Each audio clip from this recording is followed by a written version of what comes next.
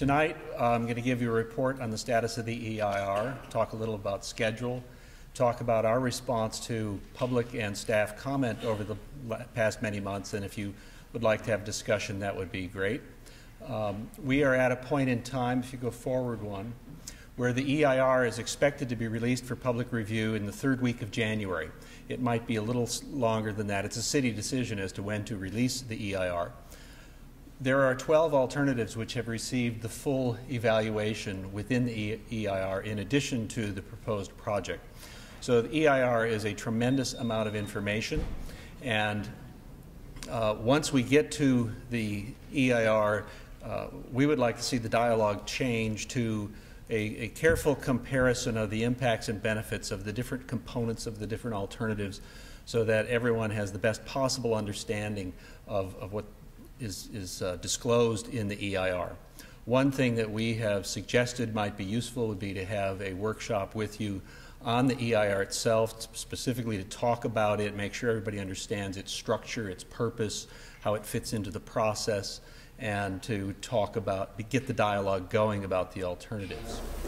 I think it's fine, Mark, for you to be talking about the project as an advocate for the project and the design team and explaining the design, but I really would prefer not to have you tell us about the environmental review process or walk us through it and explain it to us. I think that's really an independent process. I'd rather hear from Recon on it. I think there'd be separation between the advocates of the project and the environmental review process. Yeah. So I would really hope to hear from Recon on this next time without trying to put any PR spin on it. And that's what you're hired to do, but in this case, from the environmental review standpoint, it needs to be very separate. We will be asking for a recommendation from you in May 2012. So tonight, there'll be 4 more meetings, including tonight, assuming there's one monthly. So 2 meetings to entirely talk about alternative evaluations in the EIR, and then asking for a recommendation.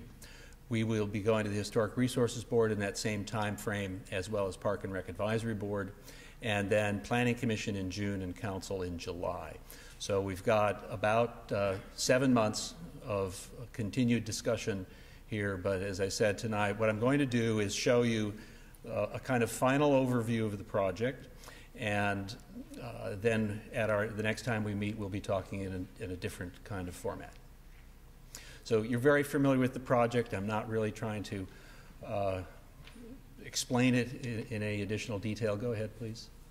You know what our objective is: to remove all the cars from the core of the park so that we can have pedestrian activity throughout that core.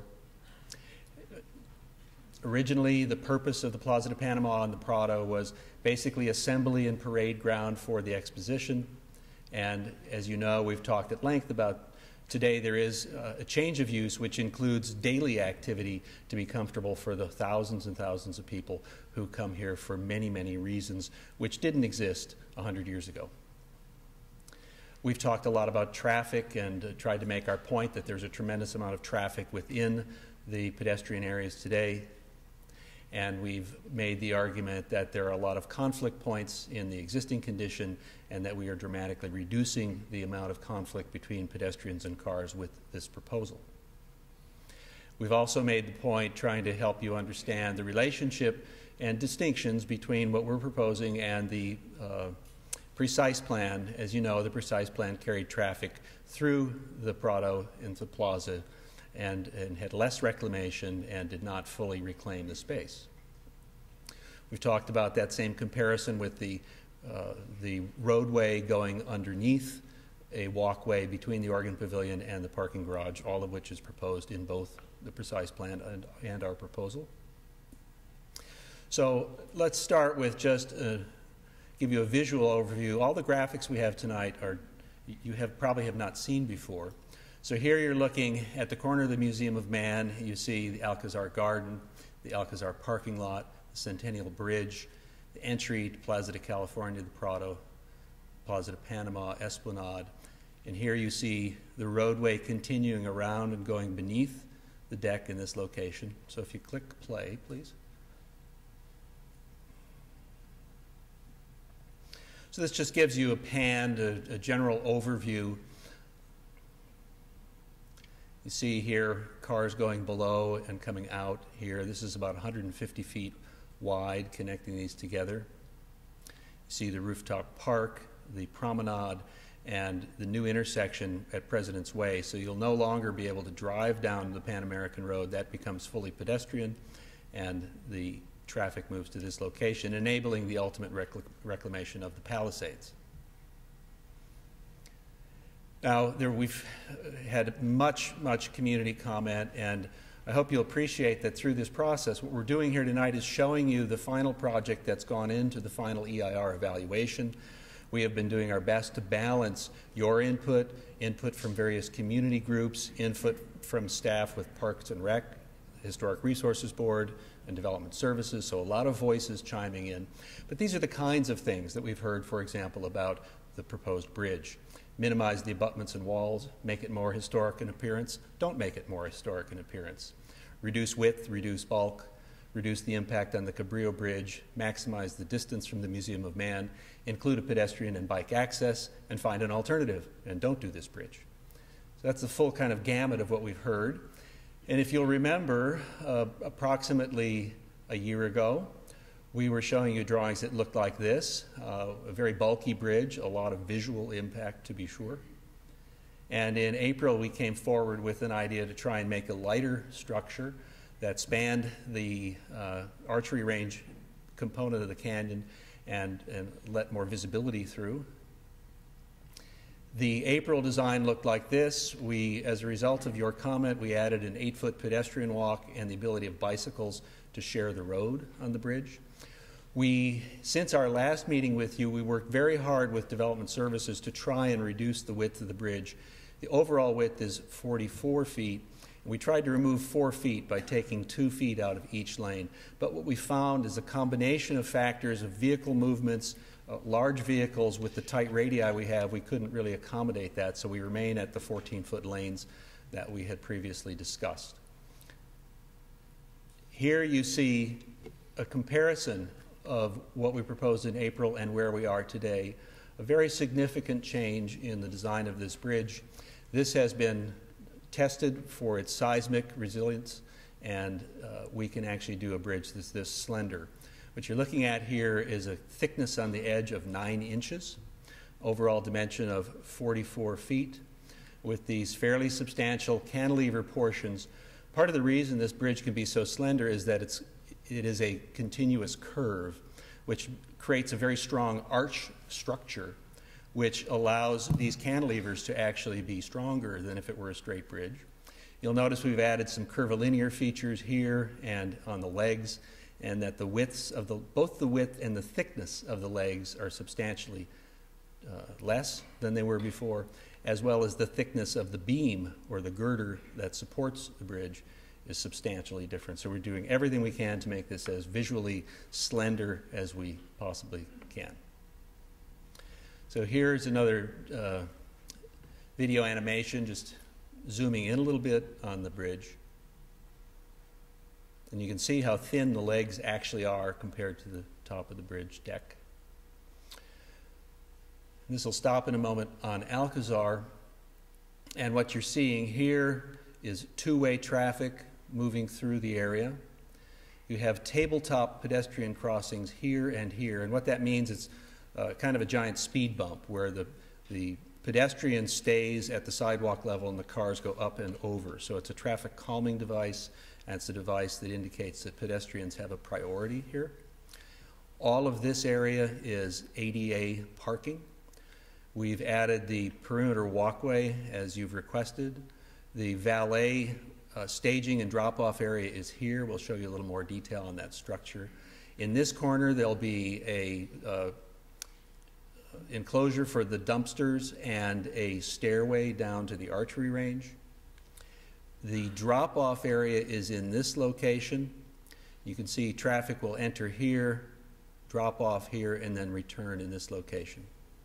We go forward one. In looking at this parking lot, these are the many comments that we've received. Maximize the distance of cars from the gardens, minimize noise in the gardens, maximize pedestrian safety, add traffic calming, make an ADA connection to the Plaza de Panama, replace the historic garden entry pergola, minimize the impact on landscapes, add a perimeter walk, and extend the Palm Canyon walk. Now, if we go forward, you might remember we did a workshop on the Alcazar parking lot, and this is just one of the drawings that we showed you at that time. And what you're looking at here in blue is the outline of our original proposal for the lot. The black lines are the final proposal. So this is the actual curb line compared to originally the curb line was here. So what we've been trying to do is to shrink this as far as possible to its existing footprint. If you go forward one more, what you're looking at here in red is the existing footprint. So you can see that what we're doing is within the existing footprint here, there's a very slight extension beyond the existing footprint in this location, and a slight extension here. The existing restroom building actually sits all the way out to this location. So we have dramatically shrunk this, which, if you go to the next slide, has allowed us to dramatically decrease the walls that support the relationship between the Archery Canyon and the surface of the parking lot. By the way, what we're looking at here is a rain garden, so we're taking our water off of the parking lot and infiltrating it through a biofiltration system on the edge of the lot. And this is a video that will take us into the Alcazar parking lot.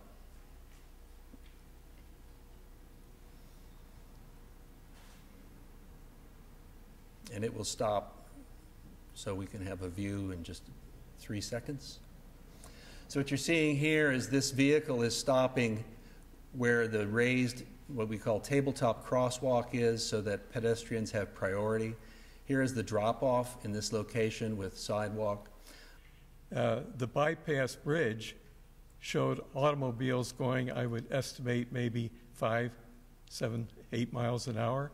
And yet in the previous presentations, when they show the vehicles and the pedestrians on the Prado, they looked like they were going 90 to 100 miles an hour. I forgot to mention it or show it to you in the plan, but these existing very large ficus trees, we've actually moved this curb 8 feet further away from the trees than is existing, trying to create some extra protection. Now, on the plazas as a whole, we had different comments in different places, but in summary, we've been asked to find a way to find the right balance between restoration of the precise historic nature of the plazas with the new change of use, to replace the historic curbs, match the historic dimensions, restore the historic lights, use a paving which is patternless so that originally this was a very soft sandy surface which didn't have any directionality or a particular pattern to it. Retain the north fountain. You might recall originally we talked about moving that. Eliminate the idea of sculpture. Some of you would recall that was an early idea that we proposed. Make all the furnishings movable and still provide support for a multiplicity of events. You might recall we've workshopped with you on a variety of alternatives. I'm not going to describe them, but this one we called rehabilitation. Next one, a traditional Spanish courtyard. Next one, 1935 version of the plaza. The urban living room idea, perhaps with some fixed structures or sculpture. And then this is where we have ended up. And what you see here, you'll recall the retention of the north fountain, the reflecting pools, a soft paving with very, very subtle color variation and no pattern, replacement of the curbs, the double row of trees, and all of the furnishings being movable. And then moving into the Prado, you see the entire area becomes pedestrian, where the walkways remain low, so there are no pedestrian barriers whatsoever, the replacement of the trees, the lawns, the original foundation planting, etc. And then here looking to the art museum, just letting you see the location of one of the reflecting pools. As you will recall, these would be wet or dry. If you go to the animation. And very importantly, what we're doing is we've found that we're able to grade the plaza to meet the base of the north fountain so it's sittable. If you actually go look carefully at the north fountain, this is beautiful tile work. It's monochromatic, a buff tone, but it's a very beautiful tile work, which is hard to see today, and of course it was designed as a sitting space, and now it will become a sitting space. And then the next, just backing up further, another thing that we've been able to do in the detailed grading of this is this edge of the pools is dead level. So the pools will very gently slope in this direction, so that water will be skimming across that surface, entering here and leaving on this side. Then in the Plaza de California, there is one inconsistency in this graphic. We show a flush band in this location. There would be a flush band here. This would not be a curb. Go forward. Thank you. So just giving you a sense of entering through the arch as a pedestrian instead of a driver, where again, movable tables and chairs, replacement of the original planters and trees, and a complete pedestrian space. In the Esplanade, early proposals, we were using retaining walls to try and keep the Esplanade flat. We've managed to eliminate those. There are some special trees. We've taken care not to have any pavements that would impact those. We're replacing curbs to match the historic dimensions, which makes a dramatic difference, as you'll see in a moment. Restore the historic lights, replace historic trees. It used to have a double row of trees on each side in front of the buildings. We're replacing that, and again, to use a patternless pavement. So here you see that same pavement, replacement of the curbs. There was an original planting zone here, a much wider median than exists today, and the lawns and trees on the side. Then moving to the Esplanade, Promenade, I'm sorry. Promenade is what we are calling to the replacement of the Pan American Road. Suggestions have been made to maximize the width of the walking area, improve the connections to the Oregon Pavilion and International Cottages, and make the rooftop seamless in grade. So this is what it looks like today, the replacement restroom structures. These are the elevators coming out of the garage. And what you're seeing here, it'll stop, these elevators in this location, surrounded by these pergolas, which we'll show you in more detail in a moment. And if you click forward, then proceeding down towards the Palisades, you're seeing a planter between the play lawn and the promenade. You can see it's flush through here. It's flush through here. This element right here is where it starts to change in grade. So it's a very substantial portion of this is exactly on the top of the garage, is exactly on grade with the promenade and the International Cottages. The same view from above, elevator cores with the picnic trellises surrounding the play lawn. There'll be a formal garden here. You see where the tram runs in the middle. It's in fully pedestrian space. And you can see that the grades are all uniform up to this point in this location. Then in terms of the parking structure, I don't have detailed drawings to show you on this. I just felt there's a limit to how long we should go on tonight, but maximize the number of parking spaces, make it naturally ventilated, and you'll remember that's why it's 3 levels deep and not 4, is to maintain natural ventilation. Minimize the footprint, grading impacts, design the stairs to minimize skateboarding, add decorative grill works and a living green wall on the east side, locate elevators, tram, and restrooms close together, and provide wider aisles and spaces within the structure with ample lighting for ease and security. So this is what's called Class A parking, bigger spaces, bigger aisles, so that it's not like parking underneath a building. It's a more generous and well-lit kind of space. Then listed in the garage, as well as all these things on the tram, to extend the route to the Pan American Plaza, design it to be expandable in the future to the south, design the plazas for flexible tram operation and stop locations for evening and events, and to design tram routes that could potentially be upgraded in the future if a different kind of transit system is ever possible. Then in the rooftop park, we've been asked and have accomplished a great improvement in the width of the connection of the landscape area between the Oregon Pavilion, the Friendship Garden, and the rooftop park. We've reduced the lawn area from original proposals to reduce water demand. We've increased garden spaces to add variety.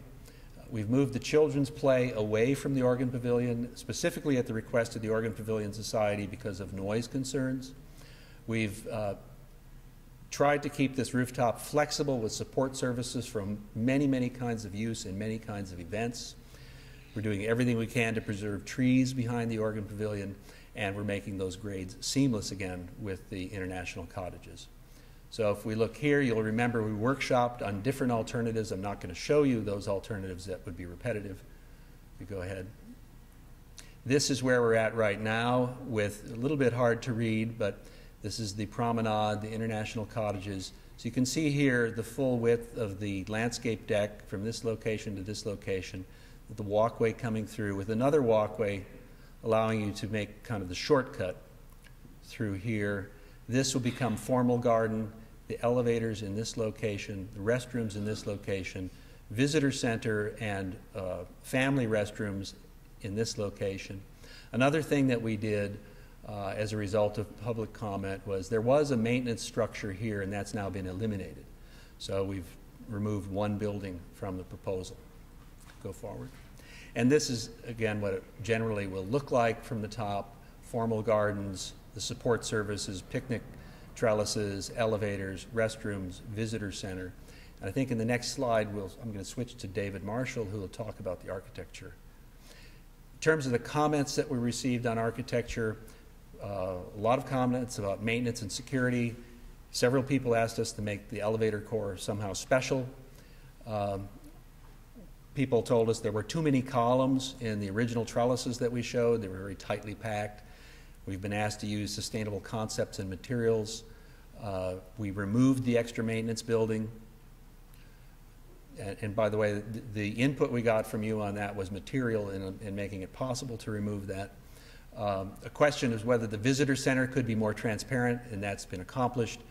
We've added details to give more building character. We've added the family restrooms, and we've used an old style stucco, meaning a stucco like you have in this room, a soft modeled stucco, not a crisp modern kind of material. So I'll turn it over to David to talk about the buildings in particular. Thank you. I'm not going to talk in too much detail about the buildings. I'll mostly just talk about the refinements. But this is when you're looking at these 3D views, these are a non-colored, non-fully rendered, but they show you the basic shape and configuration relationships of the elements. This is an aerial view of the parking core. We have the two elevators with a canopy between. There's a circular opening in the parking structure with circular stairs. You'll see a little bit later. We have here the wood trellises built on columns. The design is based on trellises that were introduced by Richard Requa in 1935 in the park. Here we have the tram stop, so two kind of independent little pergolas there. The black areas you see are photovoltaic panels. We are using them not only to provide a different level of shade under some of the trellises for picnics and children's birthday parties and things, but also obviously to make the structure as self-sustaining as possible. So that would help to offset the electricity for the lights and the other elements that are powered in the parking structure. Next image. This is more of a ground level view. You can see the scale of the pergolas. Again, we have the stucco columns with the kind of mottled texture, and then these will all be dark stained wood. The height is enough where they're not too small or delicate looking. Now, the concept we're going with on the elevator structure here is we received some input to make them a little more special. Everybody liked the circular idea and the circular stairs. We didn't receive any negative comments on that. There were some comments about the elevators, which were very simple, kind of stucco boxes, that we should make them something a little more special, a little more unique. And there was also a suggestion to make them even glass elevators, also at night, where they would be kind of shining like lanterns. And we really liked that idea. So next image. What we've done is we are proposing glass elevators. So the cabs are glass and the shafts are glass, similar to what you see in some other areas. But because this is an outdoor installation, we are very conscious of the heat, and we don't want those to be hot greenhouse type of effects. So next image. This is the one that shows it most closely, but we actually are proposing a perforated metal screen, probably a half-inch thick steel, maybe a Corten steel, which is allowed to oxidize, and it doesn't require paint. It's kind of a very natural, almost wood look. It would be a perforated screen, and this image you see here is actually a photograph taken from Richard Requa's book. He was the architect of the 1935 exposition, and he went to Europe and Spain and Mexico to photograph elements of the architectural style that he was promoting, which in this case was Spanish colonial revival. And so this is actually a stone-cut grill that he had photographed in the 20s. And we thought that we could incorporate that panel in these metal panels. And if you could imagine at night, the elevators lit internally. This is the first level down in the garage, by the way. But you can see how they would be. We think they'd be very lacy. In a bright sunny day, they'd still allow light to come through. And at night, they would have the lantern effect. We presented this already to the Historical Resources Board staff, and they were in support of the idea. Again, we're trying to create things that are contemporary but have a historic connection, that are compatible with the historic. So we're making them of their own time, but we're trying to make them with enough design relationship to what's historic in the park, so they have more of a seamless feel. Next image. This is just one rendering we have of, there are 2 additional stairwells that exit from the parking structure, and they have similar trellises with low walls and caps, and we also are incorporating the photovoltaic panels on those as well. This is a view of the restroom structure. We are showing the red tile roof. The walls won't be gray. They will be more of a light beige color like the international cottages. We're using the vocabulary of the international cottages with the materials, the palette of materials. We're adding grills and decorative wrought iron work and keeping some small windows so we have as much natural daylight as possible. Another view where we've kind of offset the men's and women's from each other. We even have a kind of a chimney effect, which we are drawing from the international cottages that'll actually vent the plumbing pipes. And the view of the rear. Again, trying to keep it simple but compatible, something that would blend in and not be something that really calls a lot of attention to itself, which is really, in a historic district, the rule of thumb. Next image. And this is the visitor center here. Now, the actual building are these 2 structures here and the wraparound kind of pergolas that you see. What you see at this element is where the lid of the parking structure is above grade, as Mark mentioned.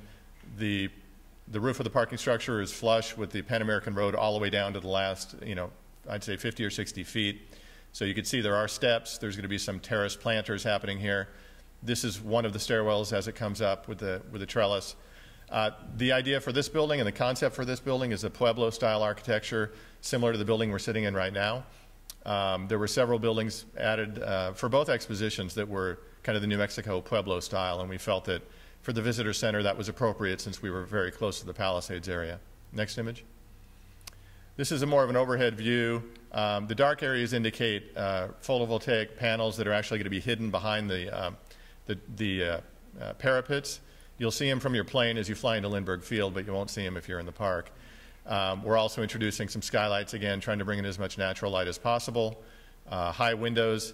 Again, the vocabulary of this, again, being Pueblo, you want to use small openings and thick walls.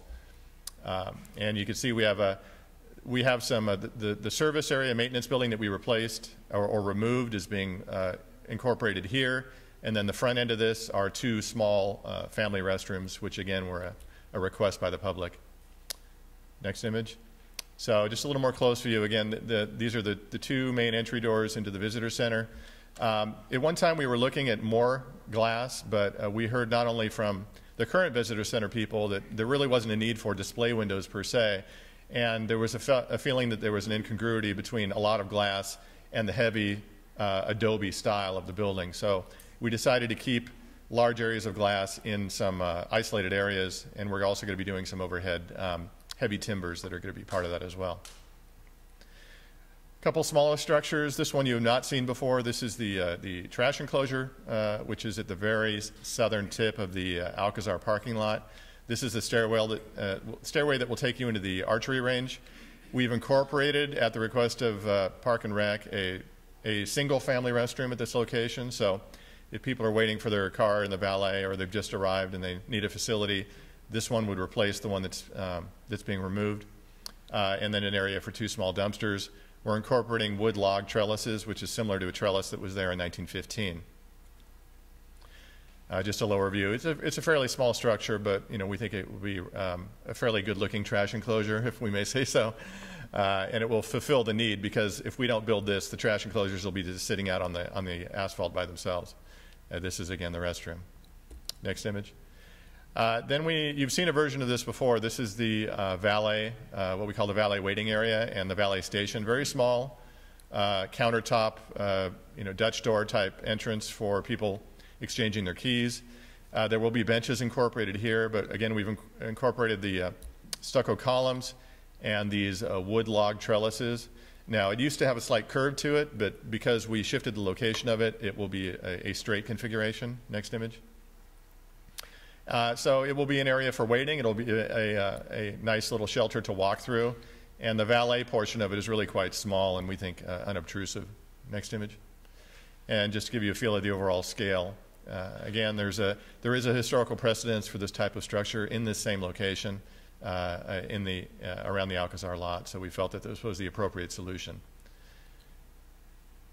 And just lastly, an overall image of the plaza. As you see, the two reflecting pools, which relate to what the 1935 design was for the plaza, and then the north fountain being retained in the center.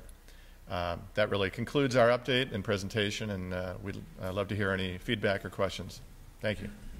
Again, along West Prado, the turf areas that are remaining in your plan, and the archways with the planting along the edges with the metal railing that prevents you to go from the archway out to the open areas, why is that still like that? Just to understand your question, you're talking about within the arcades along El Prado, many of them have railings between the arcade and the road. Yeah, okay.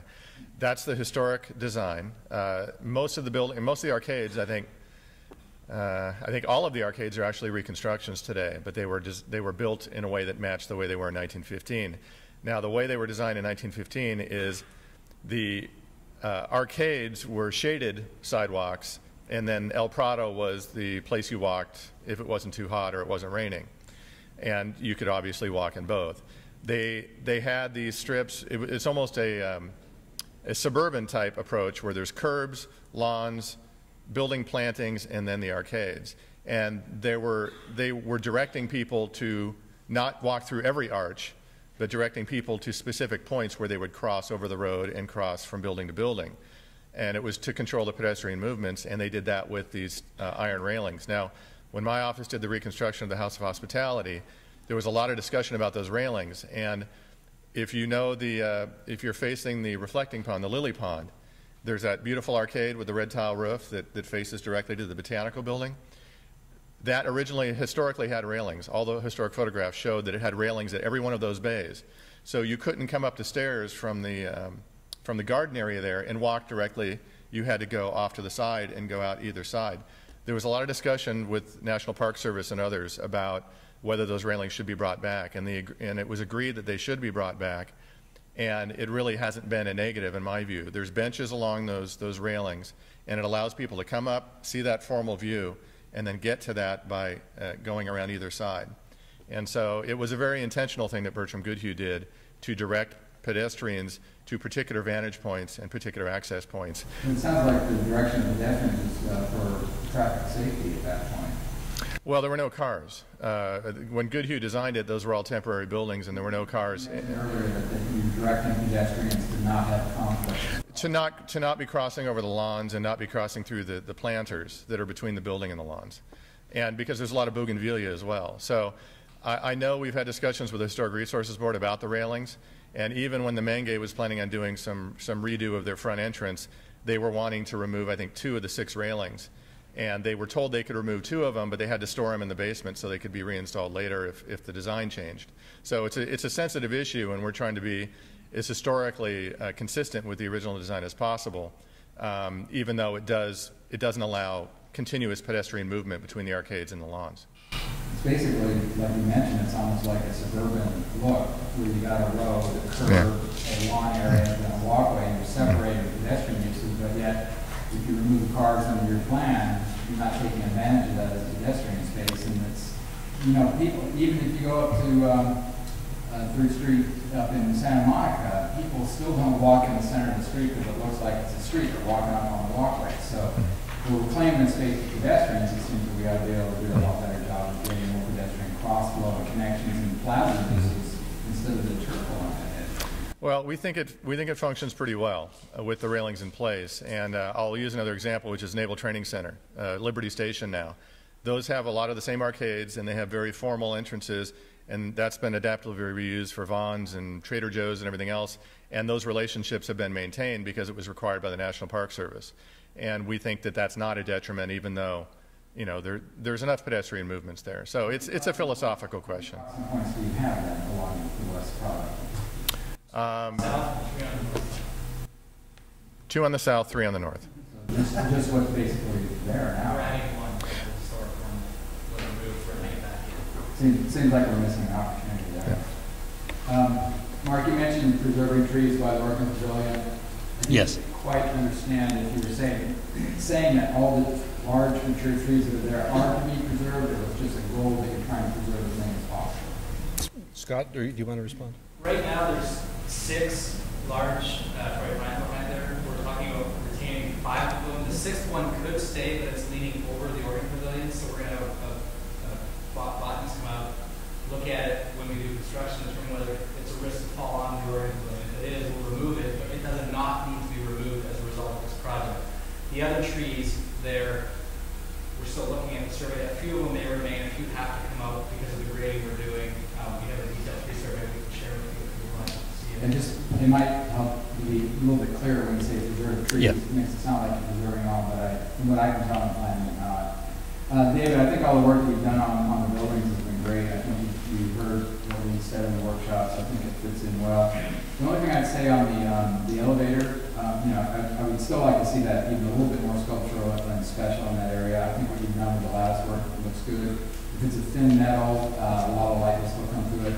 I mainly said those things for safety purposes. No one likes to come up and go in and out of the garage at night when they can't see what they're going into. So you'll be able to see a person in an elevator coming up and through the lattice work. Instead of the 410, though, it seems like maybe, I'm sure like a copper patina would fit a little bit better with the historic. That certainly could be an option, Because most people don't really like being next to the 410. It looks like rusted metal, and it wipes off on you if you're rubbing next to it. The stairwell that you had on the corner by the visitor center itself really looked a little bit strange with the angle of that plant area that you had. It seems like I reversed that angle back and had a little bit more opening and biting with that one particular spot. If you look at the plan again, it looks a little bit forced with that angle. And I guess the reflecting pools, though I do like the idea of them in an urban space, I just know from past experience where they're proposed, they end up being something risk management says you can't walk in and you can't walk across them. You know, getting a fence around them or some signs around it. It's happened downtown with Peter Walker's work. You know, it's kind of a real shame. I'd love to see people going in that, but has that been discussed at all? Is the city really buying off on those reflecting ponds and be able to let people walk through them?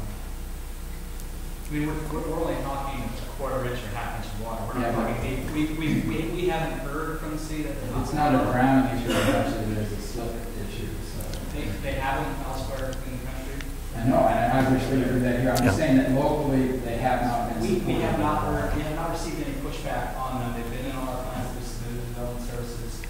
And again, even though I support the idea of reflecting ponds, they're not really sustainable in the sense of water conservation, so I have some real hesitations. A very shallow pond like that will lose a lot of water in the summertime. It'll be, you know, most of the time the thing will happen, it'll be dry, so.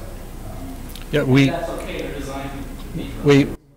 we fully understand, and because, you know, we're in the same field, I have plenty of stories to kind of validate your concerns. But I also have some very good success stories of reversing some of those risk management decisions once people have seen the impact of what risk management has wanted to do. So, Down there across from the convention center, the spitting pond that has now been taken out Yeah. for the risk management Sure. concerns. So Sure. I'm just saying that it needs to be asked a little bit. So I think that's the majority of my comments. The only other comment I had was relative to the environmental review process. I think it's fine, Mark, for you to be talking about the project as an advocate for the project and the design team and explaining the design, but I really would prefer not to have you tell us about the environmental review process or walk us through it and explain it to us. I think that's really an independent process. I'd rather hear from Recon on it. I think Oh, sure. separation between the advocates of the project and the environmental review process. Yeah. So I would really hope to hear from Recon on this next time without trying to put any PR spin on it. And that's what you're hired to do, but in this case, from the environmental review standpoint, it needs to be very separate, and just hope for that. Great suggestion. Thank you, Mike. And that is an issue we're looking at. We're still talking about a meeting, a Saturday meeting in February where we can go an extended time to go through the EIR and the required preferred alternative. And we're looking at the appropriate way to do that. It may not be an official Balboa Park Committee meeting. I agree with you, it may be more appropriate to have somebody from DSD or whoever do that. I think it would be good for us to be educated on the EIR and what's involved and exactly what that is. That's why I haven't picked a date. We need to know actually who's going to do it, who's going to sponsor it, the venue, and coordinate availability. So we're still working on it. I had some of the same questions. Is there a Brown Act issue for that, though? We're all invited to that the same day to talk about it. If we don't take action on it, I think for there to be educated, we're probably okay. But that needs to be vetted as well. It may end up being a Balboa Park Committee meeting. It may be a DSD meeting, a pre-con, whatever. But You could break it into 2 or 3 evening discussions where you don't have a forum, Brown Act, or this all in one meeting. Offer a few nights or a weekend and a couple nights to discuss it and not have, I think, my understanding of Brown Act, there can't be more than 6 of us invited, whether it's an action item or not. But and you may be whatever right, it is, yeah. you can't have it at a certain point. And we do want to have something on Saturday, not just for the time, but all these meetings are on Thursday night, and members of the public who work on Thursday nights have not been able to come here and offer testimony. So it gives another opportunity for those people. And we may decide at some point when the EIR the draft is presented, I believe there's 60 days for comment, we may decide as a committee we want to respond via letter. We may not. Who knows? And if the public wants to respond to that, they're certainly welcome to speak at a Balboa Park Committee meeting, but the appropriate way to do that is to send a letter to DSC or whoever it is actually, with their concerns, and that will be included in the final EIR. Does anyone else have questions? Andrew. First of all, I have to say that was amazing, the polished presentation, so thanks for your clear. I had one small question about the Class A quality of the parking structure and the design estimates. You mentioned wider aisles and spaces, and I was wondering if the number of spaces or the cost estimate changed at all during the process? Gordon? No, it has not. We have planned on that from the beginning.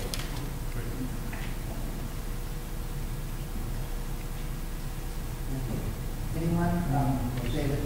Mark, I'm looking at your photosynths, particularly the paving material that you described. But every swim I see, it seems like it's reflective. It seems to be smooth, like linoleum things. I was wondering, is that because it's going to be shiny, the texture going to be shiny, or is it going to be more subdued? It will be more subdued. I'm a little worried about that. The reason it's shiny, just it's a technical thing. The renderer we hired to do it, in order to get light and shadow on it, he had to make it reflective so that you get shade and shadow reflecting off of it, just in the realm of the rendering. But it's not going to be that. That's Looks not like like an ice skating. that bothered us as well when they did the rendering, but we couldn't get it to do anything else than read properly. We're getting close to having these renderings show what we want, but we're not quite there. That's it. Anyone else on the committee? Okay, I have one speaker slip, and that's from Jarvis Ross, and Mr. Ross will have 3 minutes.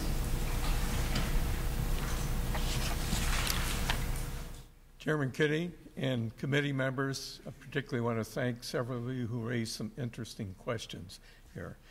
But one of the things in my research, I came across the National Register of Historic Places. And in it, it describes the El Prado complex consists of the following structures: buildings, gardens, plazas, and, with reference to the Cabrillo Bridge, one of the things that tends to get ignored, and that is that 70 feet of wall that is to be torn out to put in the bypass bridge, actually is identified in here as part of the historic inventory. And it's referred to in this instance as approaches, and it also refers to the guardhouses. I just wanted to make that point, that that wall is historically designated. Beyond that, one of the things I looked into, and this is in the standards for restoration, is health and safety. One of the issues that's brought up is it's consistently claimed that the present setup for traffic and pedestrians is unsafe. And yet, historically, there's no record of anyone being killed, injured by that. There's also other facets to that, too, and that is with regard to the standards for restorations. It says particular care must be taken not to obscure, alter, or damage features from the restoration period in the process of undertaking to meet these codes of safety. Not advisable. Undertaking code-required alterations to a site before identifying those spaces, features, or finishes from the restoration period, which must be preserved. Altering, damaging, or destroying spaces, features, finishes, while making modifications to the site to comply with safety. There's some other items I wanted to comment on. I happened to be able to attend the hearing. This was the second hearing by the judge on the MOU. Many of you may be aware, but for those who are not, the judge's initial determination found the city's MOU with this plan to be inconsistent with the law. At the second hearing, some other issues were raised. I'm waiting until actually those documents are available to quote those. I don't want to quote them inaccurately. I was entertained by tonight's presentation. The bypass bridge showed automobiles going, I would estimate, maybe 5, 7, 8 miles an hour. And yet in the previous presentations, when they show the vehicles and the pedestrians on the Prado, they looked like they were going 90 to 100 miles an hour. I'm sorry, Mr. Ross, you're out of time. I thank you. Thank you. Last chance for this meeting for comments on Pleasant Family Law Project. Questions? Mr. Singleton?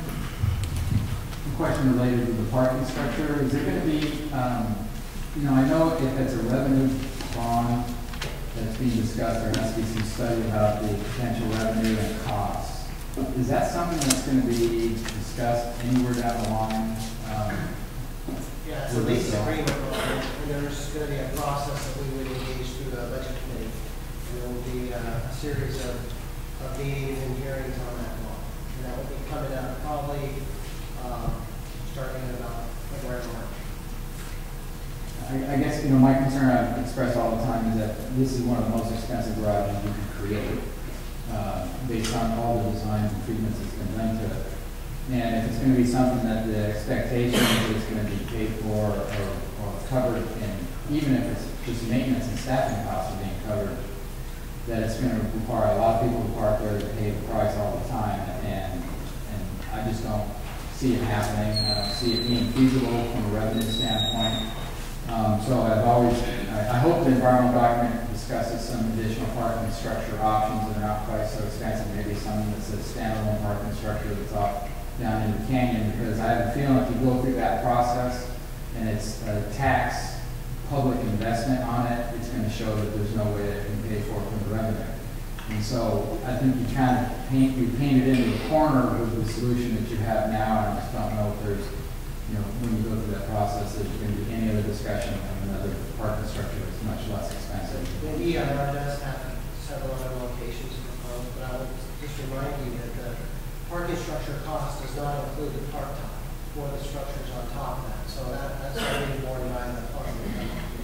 Yeah, but I understand that that's the funding source from it. As you know, doing those developments on top of parking structure probably triples the cost of that compared to if it was a land surface area where you're doing the same thing. So it's the parking structure elements are more expensive because of what's done, but also the park on top of it, even though there's the maybe non-taxpayer money being used on that, it still makes that very expensive to do.